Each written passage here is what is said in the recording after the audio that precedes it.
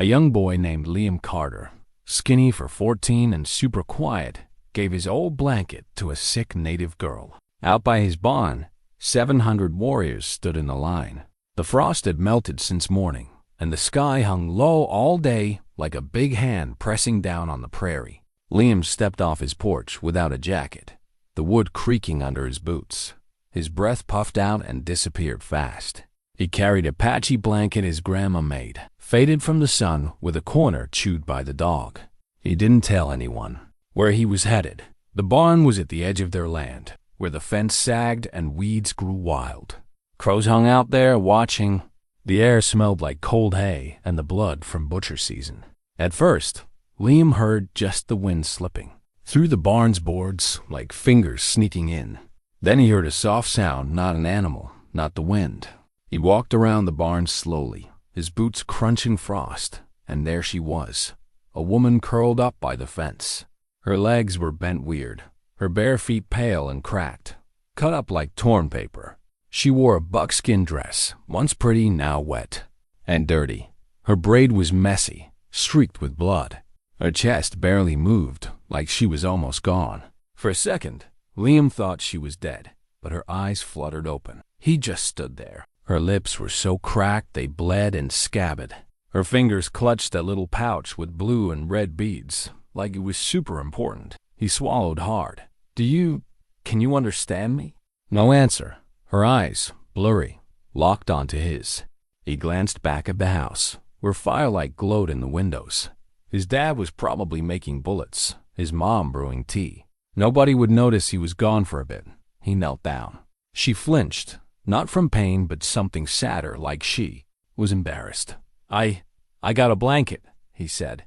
She didn't reply, but her eyes stayed on him. He unfolded the blanket slowly. A gust of wind kicked up dust along the fence.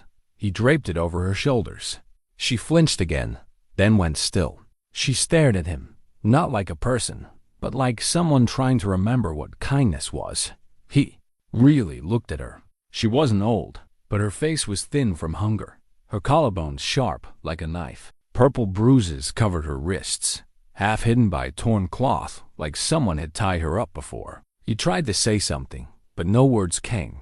A crow flew overhead. Her eyes closed slowly, and he didn't know if she was at peace or dying. The wind got colder, whispering stuff he couldn't understand.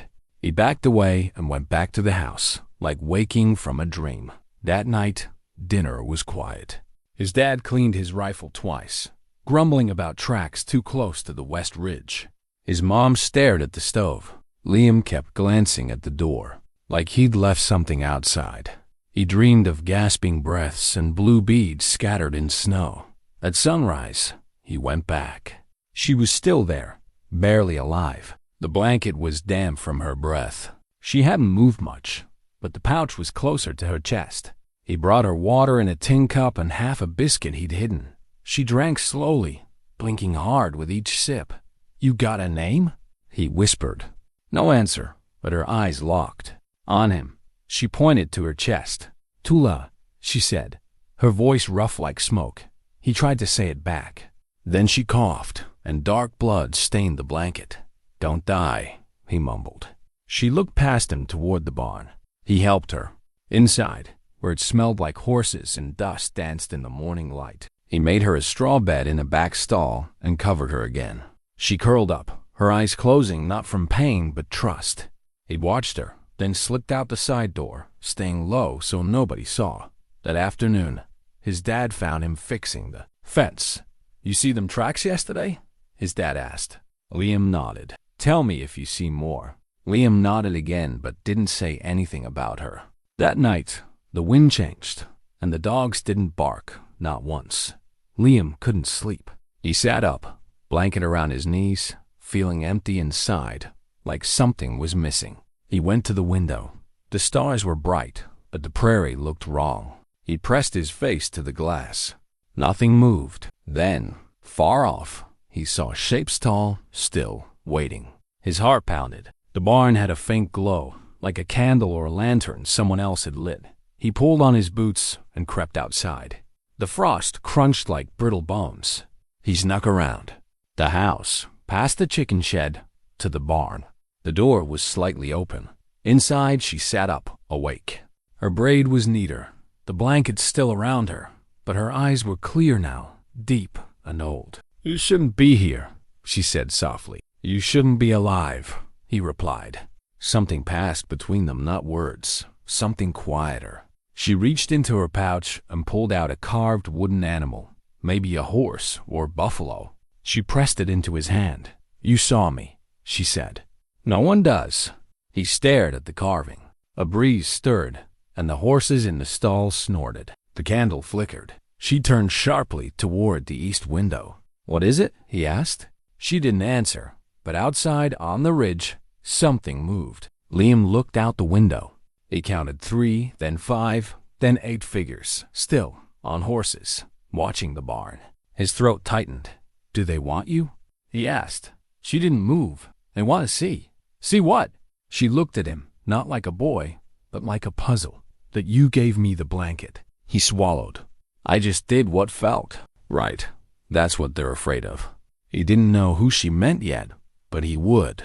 Outside, more horses and shadows appeared, so still it felt like the prairie was holding its breath. Liam, 14 and shivering in the barn with a woman who should have died, felt something old and heavy tighten in his chest, like a string pulled by ancient hands. He stood by her side. Far across the frost, the ridge filled with watchers, waiting. For morning dot by morning, the frost was brittle, like lace on the cornstalks and fence. Liam moved quietly, like the world needed him to be silent. He slipped into the barn with a tin pail of warm water, some salt pork wrapped in paper, and half a loaf of bread hidden under his mattress. His boots left faint prints in the frost. He was light, like he hadn't fully grown into himself yet. 14, more shadow than boy. She hadn't died. Tulla, Runs with Sky, sat up in the straw, one hand near the blanket, the other guarding her pouch. Her skin was pale, lips cracked and bleeding, but her eyes had strength, not health, but will. She watched him come closer and didn't flinch, which felt like trust. He gave her the water first. She drank slowly, hands shaking, like it took all her strength. When he offered the pork, she stared. "Eat," he said softly. "You need the salt. You're bleeding inside." She broke off a piece, hands trembling, eyes on him. "You speak more today," he said after a bit. "Your voice sounds better." She looked at him. "Not better, less dying." He smiled a little. "That's something." A long silence fell. Outside, crows cawed, and a dog barked far off, then went quiet. Liam sat on an old bucket, watching her eat slowly, like it meant something special. "You got family?" he asked. She nodded once. He didn't push. "My mom is still alive," he added. "Father, too. I think they'd tell me not to help you." She chewed, eyes on her fingers. "You help anyway." He shrugged. "Didn't feel right leaving you." "That's dangerous." "I know." That's all they said for a while. Her cough came back at noon, so bad her whole body shook. Liam steadied her shoulders as she gasped. The blanket slipped, showing dark bruises on her ribs, some old, some new. His hands froze. She pulled the blanket up. "I didn't mean to see," he whispered. "You did. I won't tell anyone." "No need," she said quietly. "They don't care." Her voice was flat, like she knew how the world worked. She coughed again, folding like paper. He gave her more water. She drank, but didn't thank him. That wasn't how this worked. By afternoon, he built a small fire in the trough. Smoke curled through the roof cracks. She warmed her thin hands over it. The smoke stuck to her hair, and her face softened, like she was remembering something. "You're not afraid of me?" she asked, voice rough. Liam shook his head. "I'm afraid of lots of things. You're not one." She watched the flames, then whispered, "Even when I get strong?" He thought about it. "You planning to hurt me?" "No. Then I'm still not afraid." She didn't talk again, but her fingers held the blanket tighter, like it was more important than words.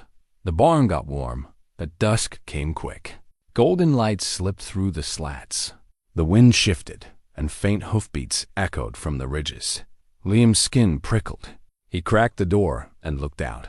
No one was there, but the silence felt heavy, like something was coming. Inside, She started singing softly, a song for spirits or kids. Liam didn't know the words, but they sank into him, like hiding under his mom's quilt during a storm when he was little. He turned back. What does it mean? She didn't look up. It's for the dead and the lost. You're not dead. She paused. Then maybe just lost. He sat beside her. The fire hissed. You said your name yesterday. Tula. What's it mean? Her eyes glowed in the firelight. She who walks where sky breaks. That's pretty. It was my grandmother's name. Liam nodded, not sure what to say. Her voice stayed in the air after she stopped singing. Night fell. Stars sharp overhead. The moon pale and watching. He left her more bread and snuck back to the house through the cellar, leaving faint boot marks. Upstairs, his parents argued quietly about horses, strangers, tribes moving east, and signs. His dad's voice was sharp, his mom's tired. They didn't know about the woman in their barn, alive because of their son's kindness. Liam went to bed dressed, staring at the ceiling. The stars seemed brighter, or maybe he just saw clearer. Sleep came in bits. Past midnight, he woke. The fire was out, but the wind carried voices not English. He sat up, heart racing. At the window, he saw nothing, but the dogs weren't barking, which meant someone was close. He grabbed a small lantern and slipped outside. The barn stood still under the stars, his breath clouding. Trees rustled not from wind. He reached the barn door. Inside, she stood, hair loose, cheeks flushed, not healed, but not dying. She turned when he entered. How long you been standing? He asked. She didn't answer. He stepped closer, lantern low. Her breath fogged, the blanket dragging straw. She looked stronger, but her eyes had changed. Is someone out there? He asked. She nodded slowly. Friends? Maybe. He tensed. Should I be scared? Not yet. Outside, a twig snapped. Maybe a hoof. She stepped closer.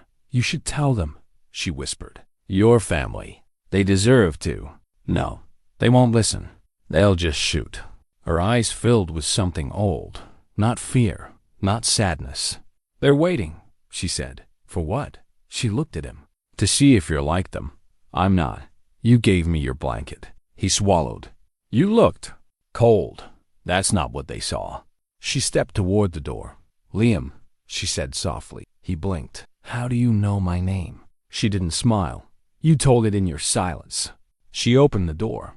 Outside, under the starry sky, the ridge was packed dozens, maybe more, on horses, silent. Watching Dot at sunrise, the wind flattened the grass.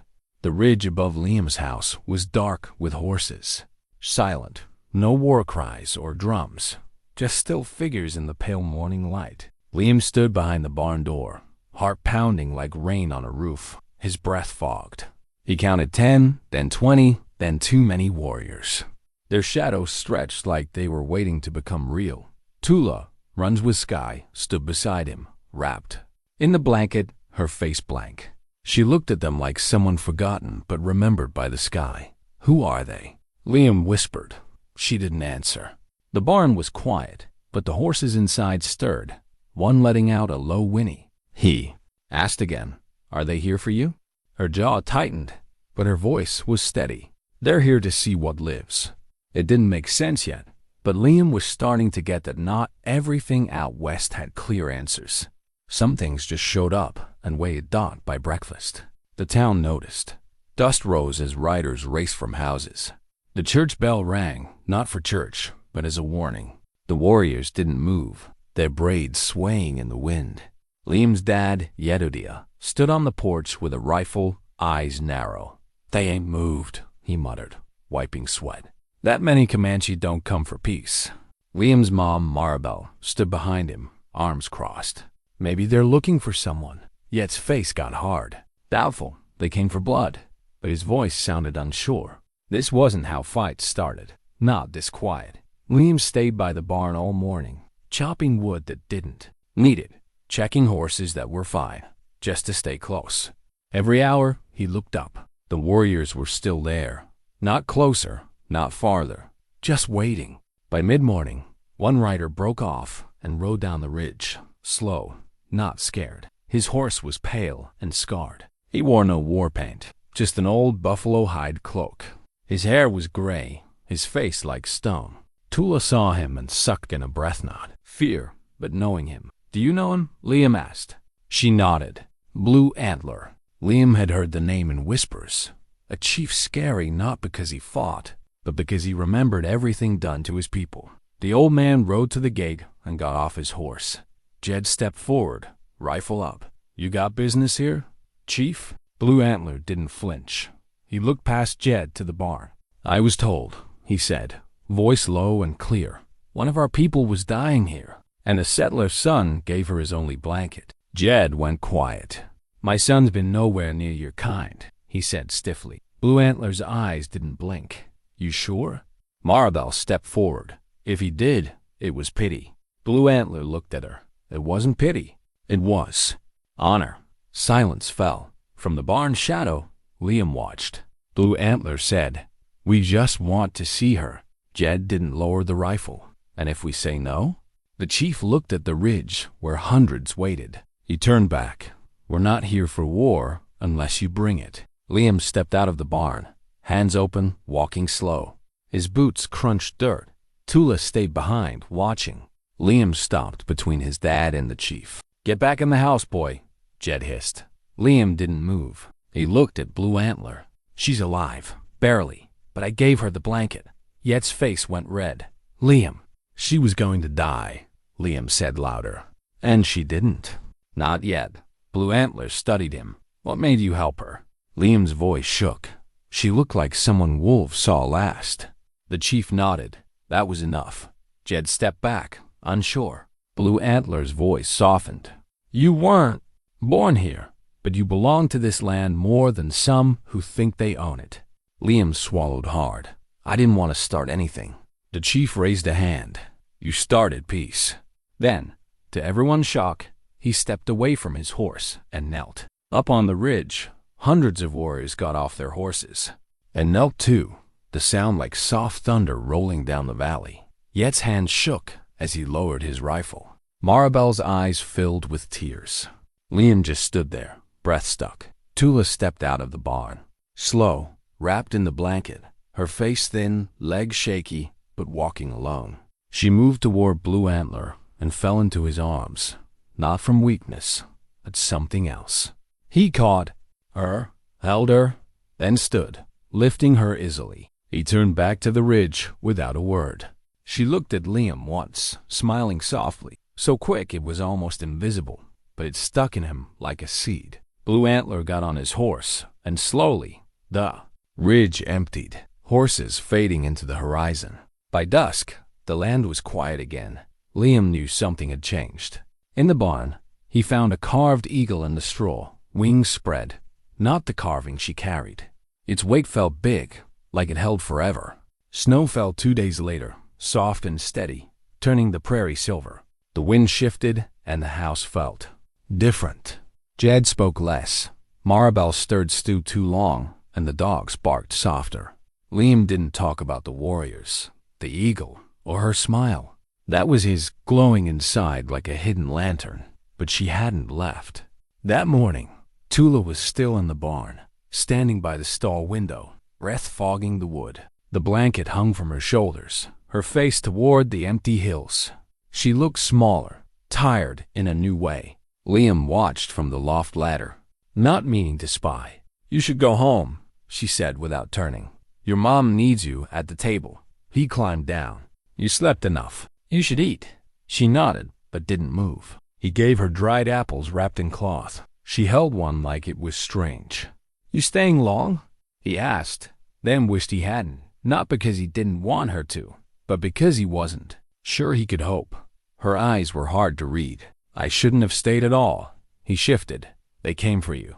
"No, they came for what I might have been. You were theirs." She shook her head. "I was a burden, dead weight. They thought I was gone. I don't belong to anyone now." "You do," he said without thinking. Silence grew. She looked at the snowy field. "Your kindness is too big for you, Liam." He blushed. "It's just a blanket." "No," she said. It was the first warmth I'd felt in months. He didn't know what to say, so he stayed quiet. Later, She swept the barn floor without being asked. When Maribel brought soup, Tula took it without thanks but with grace. That night, Jed stirred the fire and stared out the window, like waiting for someone. "She'll leave soon," he muttered. Maribel nodded. Let her choose when. She don't belong here. No one does, Jed. Not really. That ended the talk. By morning, she was gone. The blanket was folded, her pouch missing. Her tracks led west, fading by noon. Liam found the blanket in the barn, still warm. His throat tightened. She didn't say goodbye, and that hurt, not her leaving, but no words. He didn't tell anyone, letting his dad think things were normal. He went to the barn 3 times that day, once for the horses, once for the blanket, once for his heart. Each time, he felt emptier. That evening, as snow fell thicker, Liam sat on the porch, hands tucked, the air biting his ears. The world was quiet. "She meant something to you," Maribel said. Standing beside him, he looked up. I don't know what she was. The kind of woman who makes a boy wonder what life could be with someone watching him like she did. He blinked. She didn't watch me. She did, softly, like a memory too fragile to touch. He didn't answer. "She remember you, Liam. That's more than most get." That night, he dreamed of smoke in tall trees, a red river, and a voice singing unknown words. He woke before dawn. When he opened the barn door, she was there, curled in the straw, pale and shaking with a new fever. He ran to her, panic rising. Her skin burned. "I didn't mean to come back," she rasped. But the cold. He covered her with the blanket and yelled for his mom. The house woke up. Maribel helped carry her inside. Jed stepped aside, saying nothing. They laid her on a parlor cot. For 3 days, she drifted in fever dreams. Liam stayed by her, wiping her forehead, whispering nonsense to fill the quiet.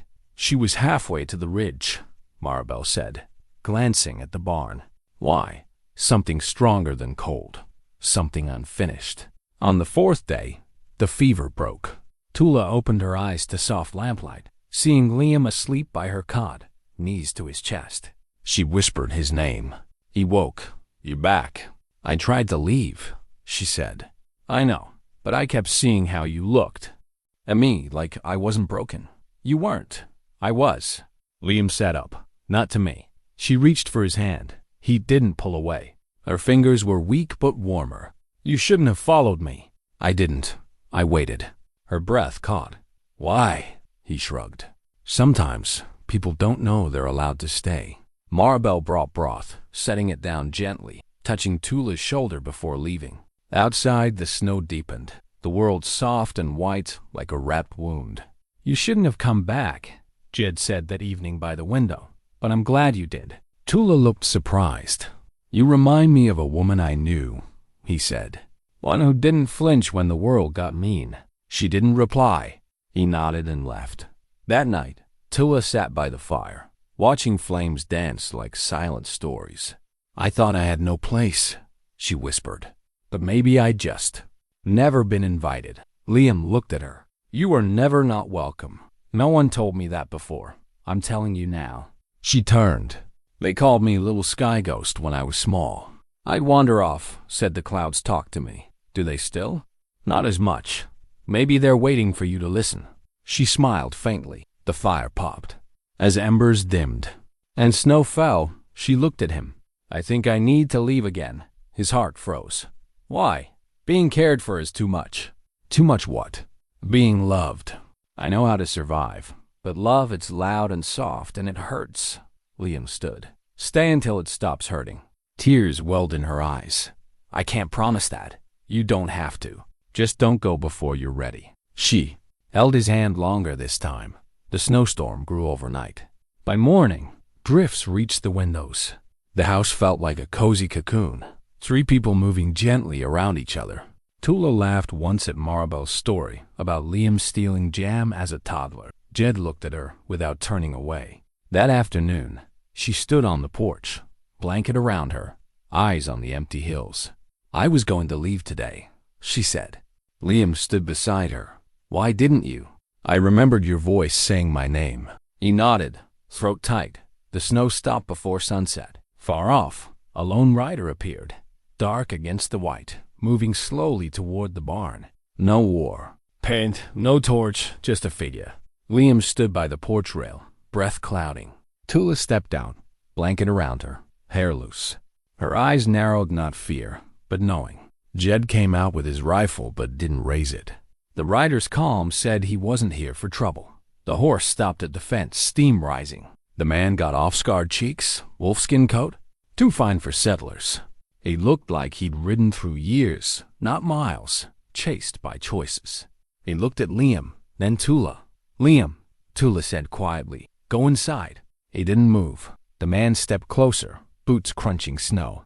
He glanced at Jed, who stared back evenly. "I didn't come to fight." "Good," Jed said. "You wouldn't win." The man nodded, then turned to Tula. "You left without finishing." "I wasn't yours to finish," she said. "You vanished after the treaty. I ran after the bruises." His jaw tightened. "That's not what I meant. But it's what you did." Liam's breath was shallow, sensing a storm under the calm. The barn door, slightly open, felt like it was watching. The man lowered his voice. "You were promised to me." Tula nodded. "By men who didn't ask if I agreed." "You wore the red necklace because I was a kid. I didn't know it meant I was owned. I never hurt you in hate. You hurt me by expecting things," she said, fire in her words. "That's a slower death." Jed shifted. "This is settler land. Say your piece and go." The man's hand twitched near his belt, not for a weapon, just habit. He looked at Liam. "Is this the boy?" "I am," Liam said. The man studied him. "You gave her a blanket. I gave her warmth." The man's lip curled. "She belonged to us." Liam stepped forward. "She belonged to no one. That's why you lost her." No shouts, just cold breath and snow crunch. Tula stood taller. "You came all this way," she said, "and you still don't see me." The man's eyes burned. Then he turned, got on his horse, and rode off. The silence was heavier than gunfire. That night, no one talked about it, but something had loosened, like a knot untied. At dawn, the barn door swung open, not from wind, but people. A woman from town came first, hat in hand, eyes cautious. Then a boy younger than Liam with canned pears. By midday, 5 more. By sunset, a dozen. They didn't say much, just looked at Tula like a story they'd heard but never believed. Some brought gifts, some just sat. They didn't come to blame, they came to see. Liam watched, feeling a strange ache, not pain, but a door opening. That night, Tula sat with him in the barn, firelight on her cheek. "You saved me twice," she said. "No, just once. The rest was you." She looked at him. "I almost left before I felt anything. It scared me." He nodded. "Me too. I've never been seen without being used. Now you have." She smiled faintly. "I don't know where to go." He looked around the barn, leaky roof, creaky walls, but full of memories now. "Stay until you do." She leaned against the post. "What about your family? They're already changing." Jed had left his rifle on the mantel. Maribel stopped checking the curtains. The dogs barked less. 3 days later, the ridge held wagon 17, Comanche, not for war, but a council. Blue Antler stepped from the lead wagon, smiling like someone who'd lost sons and forgiven enemies. He stopped at the barn. "She walks again." "She does," Liam said. Blue Antler nodded. "And you?" Liam paused. "I think I've changed." The chief's eyes softened. "Then you're becoming something worth remembering." Inside, Tula stepped forward, bowing to Blue Antler not low, like an equal returning. They spoke. Words Liam didn't know. Hands moving, eyes softening. Blue Antler turned to him. "The Comanche want peace with this land, this house, not because we trust it, but because of what you did here." Liam looked down. "I didn't do much. You lit a fire in the snow." The council lasted hours. Not everyone agreed, but by sunset, there were fuel walls. That evening, as smoke rose from chimneys and frost-touched windows, Tula stood in the barn, looking at empty hills. "They said I can go back," she whispered. Liam swallowed. "Do you wanna?" "I don't know. You don't have to decide tonight." She turned. "I never thought I'd get to choose." He stepped closer. "You gave me that." She touched his cheek with rough fingers. "If I stayed, I'd fix the roof." She laughed, her whole body in it, for the first time. That night, Jed and Liam built a new barn gate. Maribel sewed another blanket. The world didn't change fast, but in the barn, something felt right. The next morning, the wind was calm, the fire glowed, and Tula sat by it, not running, but starting. A year later, the barn would be rebuilt in cedar, a plaque inside where the wind listened. But for now, it was just a boy, a woman, and a warm quiet of something real, far across hills where hooves once threatened.